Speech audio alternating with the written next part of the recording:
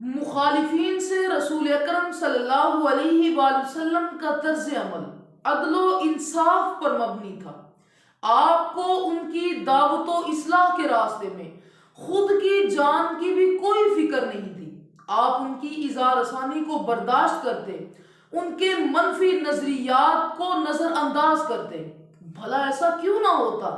خالق کائنات حضور کی شان میں قرآن میں فرماتا ہے وَمَا أَرْسَلْنَاكَ إِلَّا رَحْمَةً لِلْعَالَمِينَ کہ بے شک ہم نے آپ کو تمام جہانوں کے لیے رحمت بنا کر بھیجا ہے۔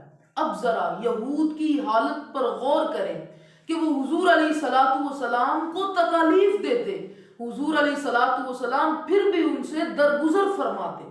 صحیح بخاری حدیث نمبر 6401 میں سیدہ عائشہ صدیقہ رضی اللہ تعالی عنہ فرماتی ہیں کہ یہود کی ایک جماعت نبی کریم صلی اللہ علیہ وآلہ وسلم کے گھر کے پاس سے گزری اور حضور کو مخاطب کر کے کہنے لگے کہ السلام علیکم۔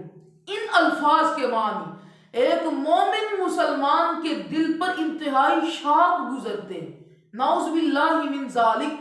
وہ یہ کہتے تھے کہ یا رسول اللہ آپ کو موت آ جائے۔ حضور علیہ الصلوۃ والسلام نے ان سے فرمایا علیکم، جو تم نے مجھ سے کہا ہے میں بھی تم سے وہی کہہ رہا ہوں۔ جب یہ کلمات سیدہ عائشہ صدیقہ رضی اللہ تعالی عنہ نے سماعت فرمائے تو آپ فرمانے لگی السلام علیکم، جو تم نے میرے محبوب کو کہا ہے وہی میں تم کو کہہ رہی ہوں کہ تم خائب و خاسر ہو جاؤ، تم تباہ و برباد ہو جاؤ۔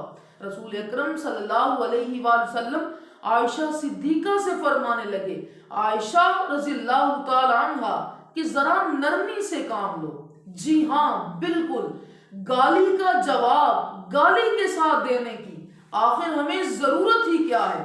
کیا اللہ نے سورہ بقرہ آیت نمبر 83 میں یہ نہیں فرمایا وَقُولُوا لِلنَّاسِ حُسْنًا کہ تم لوگوں سے اچھے انداز سے بات کرو؟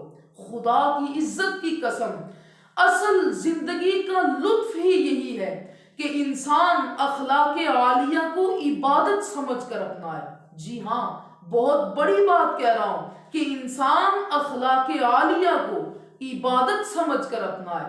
اس لیے میں کہتا ہوں کہ اچھا داعی وہ ہے جو زبان سے پہلے اپنے کردار سے لوگوں کی تبلیغ کرتا ہے۔